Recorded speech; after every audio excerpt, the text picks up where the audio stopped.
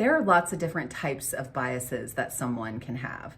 But for the foundational learning of social sciences, it's definitely important to understand the difference between implicit and explicit biases. An implicit bias is one that the person may not even realize that they have. It's a subconscious bias.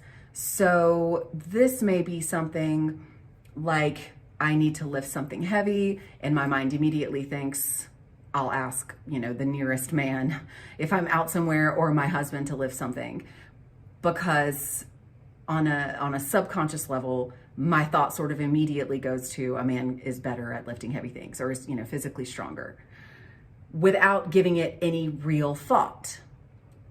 An explicit bias, on the other hand, is one that we are aware of, that operates on a conscious level, and often one that we have some sort of justification that we think makes it okay to have that type of bias.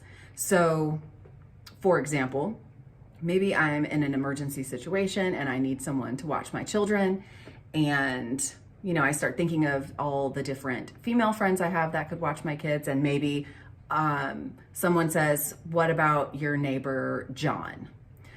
If I had an explicit bias about children being childcare providers or watching children, then my response might be, oh, I can't let a man's not going to be able to take care of my kids, or something along those lines. So maybe because I think that women are just naturally better at taking care of kids. Either way, it's something that in that example, I would have a rationalization for, even if it's not actually justified based on, scientific evidence. So implicit bias is one that we are not even really aware of, whereas an explicit bias is one that we know we have and sometimes think we can justify.